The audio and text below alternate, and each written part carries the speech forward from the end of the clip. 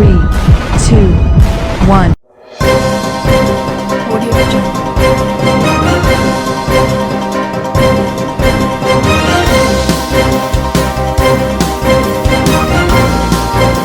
Audio Jungle. Audio Jungle.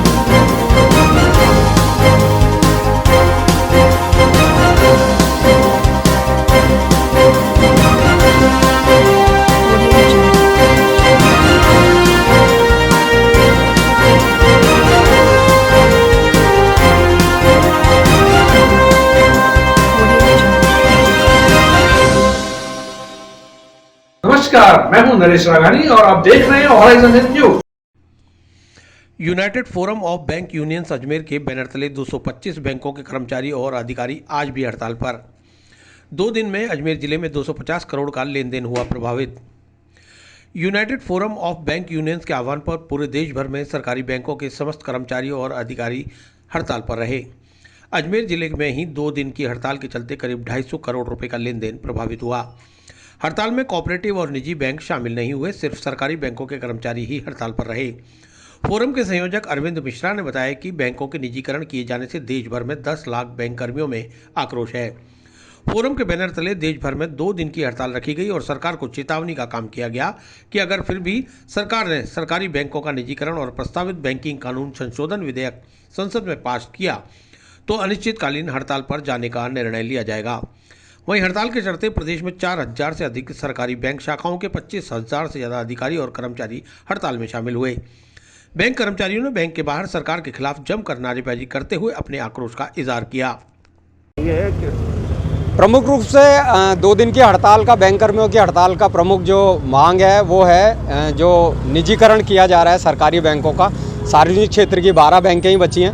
पहले 27-28 बैंकें हुआ करती थी, आज सरकार ने उनको विलयीकरण करके आज 12 सार्वजनिक क्षेत्र की बैंक बची हैं। उनका निजीकरण निजी हाथों में सौंपने जा रही है। अगर मैं ये कहूँ कि हम वापस से ये देश आर्थिक गुलामी की ओर बढ़ रहा है तो अगर ये शब्द ना कहूँ तो अतिशयोक्ति नहीं होगी।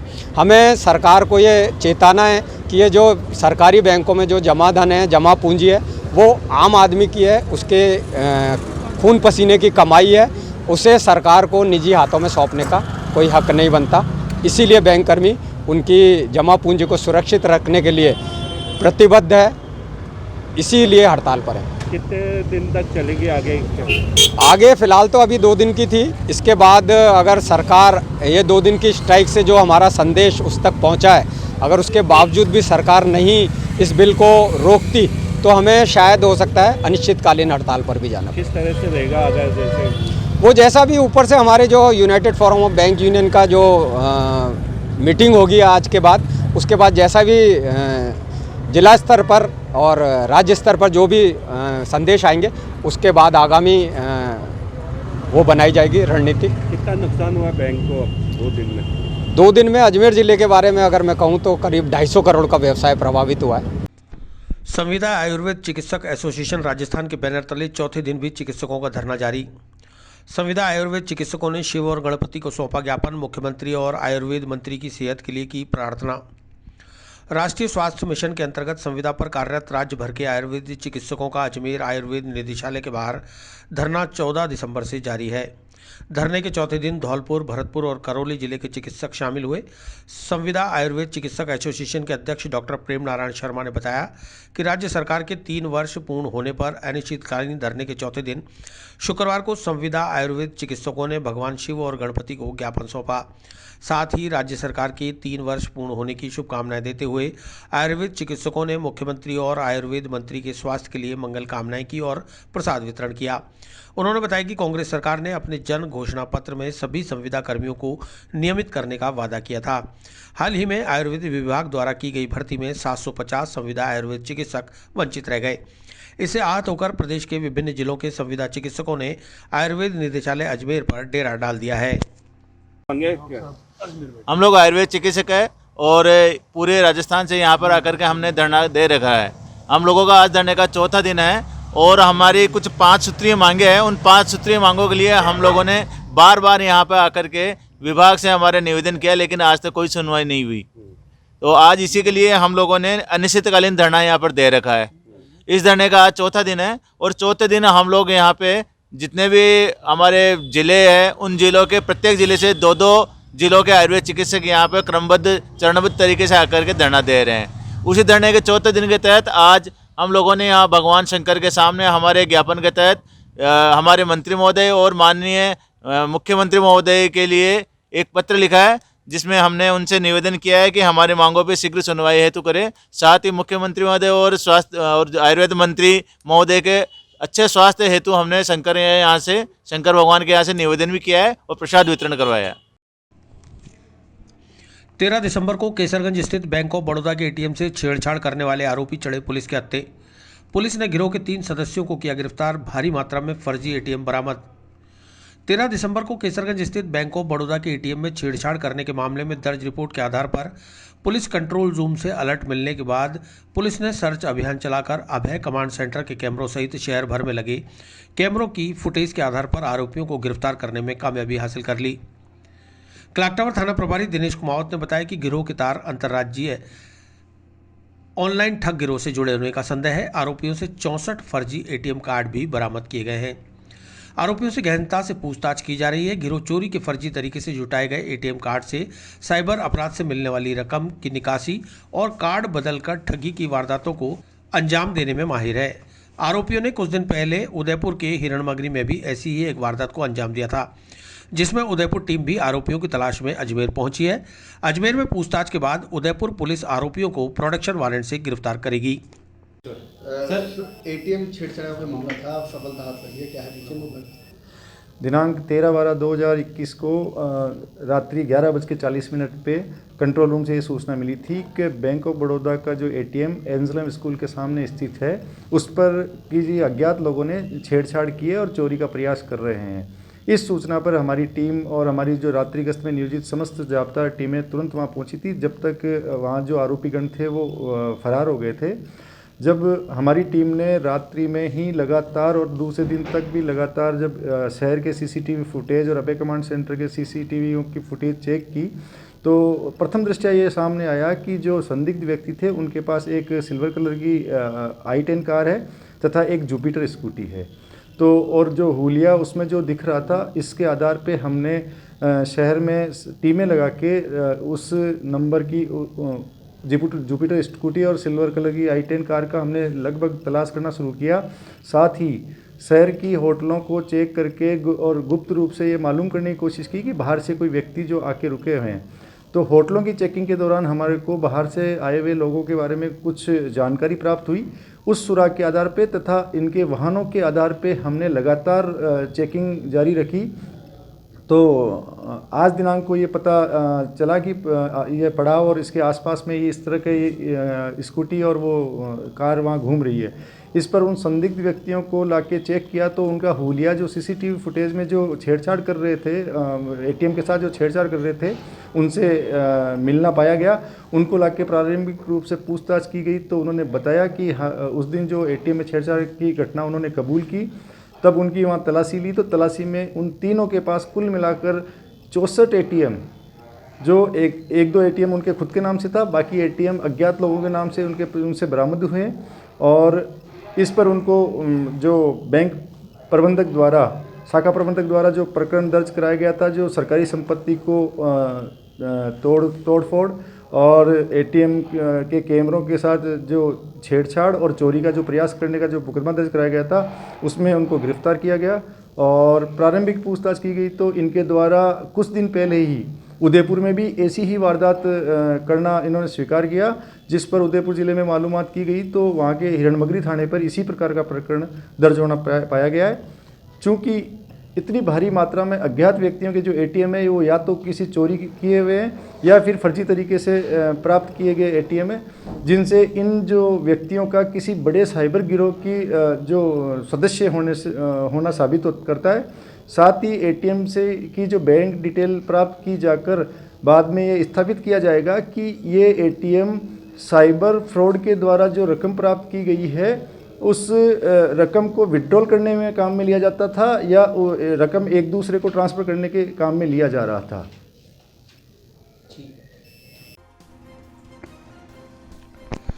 राजकीय महाविद्यालय के राजनीतिकरण का आरोप लगाते हुए एनएसयूआई ने किया हंगामा। आजादी के अमृत महोत्सव के अंतर्गत लगाई गई प्रदर्शनी का उद्घाटन करने के लिए सहायक प्राचार्य पर लगाया राजनीतिक आरोप।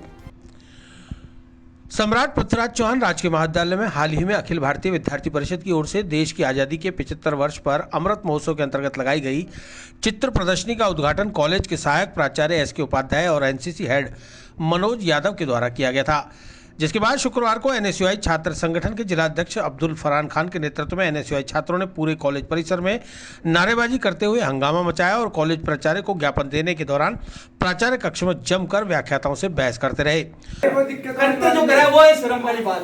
जो आप एक काम करो, बीआरएस ले लो और कोई पार्टी ज्वाइन करके नेतागिरी करो।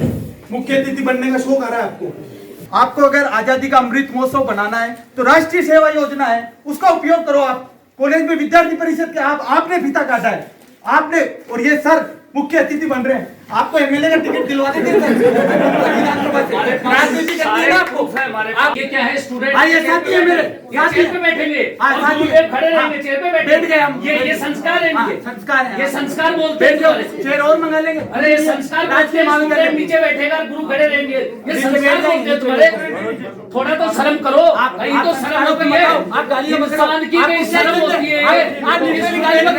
और इंसान क्या होता है? ये संस्कार माँ बाप के आप गालियां बकोगे, इस तरह के संस्कार है क्या? हमारे माँ बाप ने हमें अच्छे दिए संस्कार, चाहिए संस्कार। लगभग 1 घंटे तक चले हंगामे के बाद क्लॉक टावर थाना पुलिस को मौके पर पहुंचकर हस्तक्षेप करना पड़ा। जवाब देना पड़ेगा। कहाँ है ये? इनका दायित्व कहाँ है? अब बात नहीं चलो।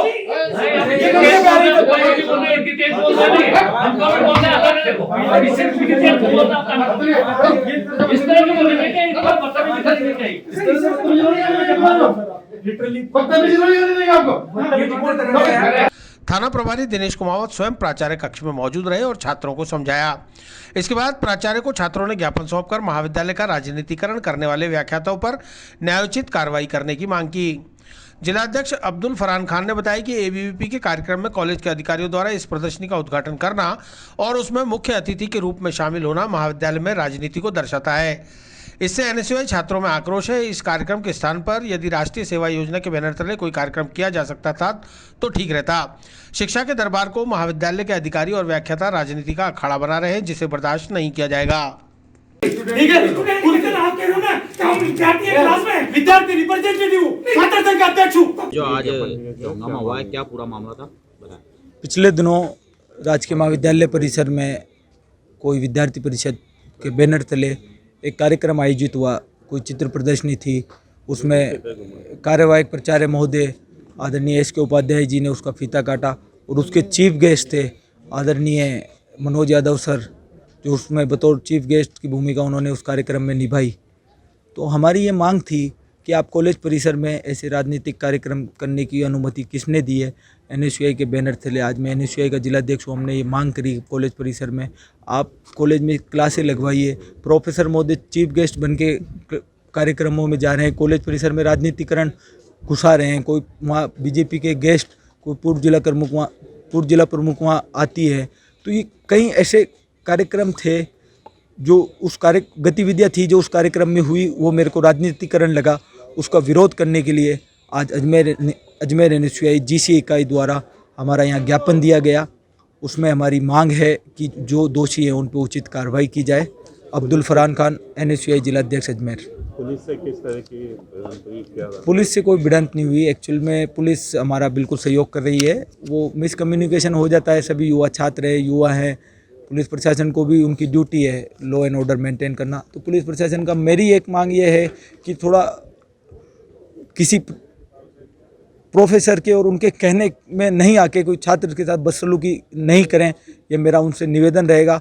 हम उनकी वो जो इस देश की सेवा कर रहे हैं, इस राजस्थान की सेवा कर रहे हैं, उस राजस्थान पुलिस की मैं पूरी इज्जत करता हूँ, पूरी रिस्पेक्ट करता हूँ। हम कभी ऐसा कोई कृत्य नहीं करेंगे जिसमें लॉ एंड ऑर्डर हमें हाथ में लेना पड़े।